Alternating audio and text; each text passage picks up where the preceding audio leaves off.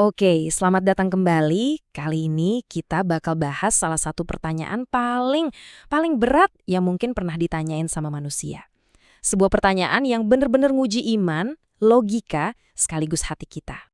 Ini dia nih pertanyaan intinya ya kan? Dan ini bukan sebarang pertanyaan, tapi tantangan yang wajar dan dirasain semua orang. Kalau Tuhan itu baik, kenapa orang baik justru menderita? Gitu kan? Rasanya nggak adil.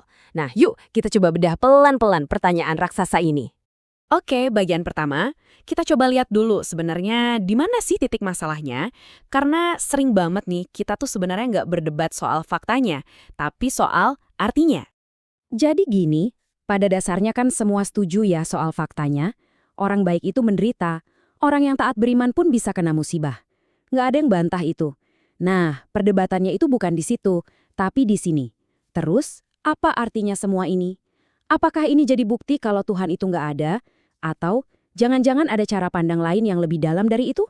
Oke, sekarang kita masuk ke jantung argumen teologisnya. Dan ini menarik banget, karena bisa dibilang ini pakai semacam logika yang dibalik buat ngejawab keberatan tadi. Coba deh, renungin ini sebentar. Kalau kita pakai asumsi penderitaan itu bukti Tuhan gak ada, maka momen paling sakral dalam kekristenan, yaitu penyaliban Yesus, malah jadi bukti paling kuat kalau Tuhan itu gak ada. Aneh kan? Padahal Alkitab itu nggak pernah janjiin hidup yang mulus-mulus aja buat orang percaya. Malah sebaliknya, tokoh yang paling benar justru digambarin sebagai orang yang paling menderita. Nah, jadi poin utamanya itu ini. Bertanya, kenapa sih begini? Itu wajar banget. Ajaran Katolik nggak melarang itu. Yang ditolak itu kesimpulan yang terlalu cepat. Kesimpulan kalau penderitaan itu otomatis artinya Tuhan yang baik itu nggak ada. Oke, lanjut ya. Ada lagi nih keberatan lain yang umum banget, dan ini logis banget. Gini pertanyaannya, kalau pengorbanan Yesus di salib itu udah cukup buat nyelamatin kita semua, kenapa penderitaan kita masih harus ada? Kenapa kita masih harus ikut menderita? Pertanyaan yang bagus banget kan? Kalau penebusan itu udah selesai, udah sempurna, terus peran kita di mana? Apa penderitaan kita ini cuma tambahan yang nggak perlu? Nah yuk kita lihat gimana teologi mencoba menjawab ini. Nah, disinilah kuncinya. Kita harus bedain dua hal. Pertama, ada penebusan. Ini tindakan Kristus di salib yang sifatnya objektif, terjadi sekali untuk selamanya, udah sempurna, final, dan cukup. Lalu yang kedua ada partisipasi. Nah, ini bagian kita. Ini tindakan subjektif dari kita masing-masing, gimana kita mengambil dan menghidupi buah dari penebusan itu dalam hidup kita. Biar gampang, kita pakai analogi obat deh. Coba bayangin, penebusan Kristus itu kayak obat yang super manjur. Sempurna, lengkap, bisa nyembuhin penyakit rohani kita. Oke, obatnya udah ada nih, udah jadi.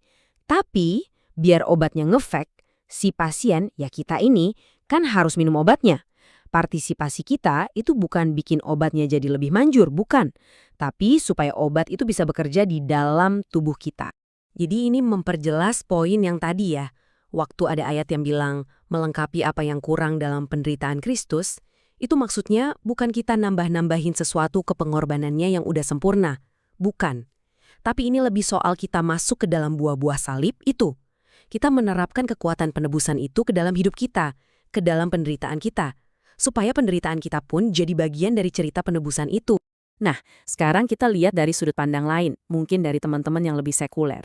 Ada keberatan kayak gini. Ini jangan-jangan cuma cara biar kita pasrah aja nerima penderitaan ya? Atau malah memuliakan rasa sakit? Ini semacam pembenaran biar kita nggak usah ngapa-ngapain gitu. Coba kita pikir lagi. Kalau emang ajaran ini tujuannya buat menormalkan penderitaan, kok aneh ya? Kenapa justru secara sejarah, gereja itu jadi salah satu pelopor pembangunan rumah sakit? Kenapa gereja ikut memajukan ilmu kedokteran? Kenapa gereja juga berjuang melawan ketidakadilan? Nah, tindakan-tindakan nyata ini kan justru nunjukin kalau tujuannya bukan pasrah sama penderitaan, tapi justru melawannya. Nah, ini bedanya penting banget. Ada kesalahpahaman umum yang mikir seolah-olah Tuhan itu butuh penderitaan kita. Kalau gitu kan berarti Tuhannya kurang sempurna dong.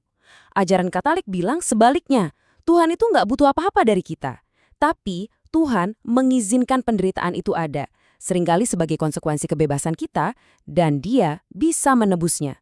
Dia bisa mengubah penderitaan itu jadi sesuatu yang bermakna, kalau kita mempersembahkannya kepadanya. Oke, kita udah hampir di akhir nih. Sekarang kita fokus ke satu hal yang jadi pembeda utama dalam pendekatan Katolik soal masalah ini. Intinya bukan soal menghilangkan penderitaan, tapi menemukan makna di tengah-tengah penderitaan itu. Ini mungkin perbedaan yang paling dalam. Banyak ajaran lain yang seolah-olah bilang, ayo datang ke Tuhan, nanti penderitaanmu hilang. Ajaran Katolik menawarkan sesuatu yang beda. Ayo datang ke Kristus, supaya penderitaanmu nggak sia-sia. Ini bukan pesimis ya, tapi semacam realisme rohani. Penderitaan itu mungkin nggak akan hilang, tapi penderitaan itu bisa punya tujuan. Nggak harus jadi sesuatu yang percuma. Artinya apa? Ajaran ini sebenarnya nggak ngasih jawaban simpel buat pertanyaan kenapa harus saya. Nggak berusaha ngejelasin kenapa setiap tragedi terjadi. Tapi yang ditawarkan itu sebuah jalan untuk mengubah pengalaman penderitaan itu sendiri. Dari yang tadinya terasa nggak masuk akal dan menghancurkan, menjadi sesuatu yang bisa ditebus, sesuatu yang punya makna abadi. Dan kita tutup dengan pemikiran ini. Mungkin jawaban dari pertanyaan besar soal penderitaan ini bukanlah sebuah rumus teologi yang jelimet, tapi sebuah relasi. Janjinya bukan hidup tanpa salib, bukan hidup tanpa masalah, tapi janjinya kita nggak akan memikul salib itu sendirian.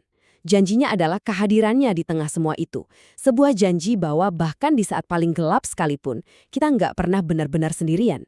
Nah, kira-kira apa artinya itu buat Anda?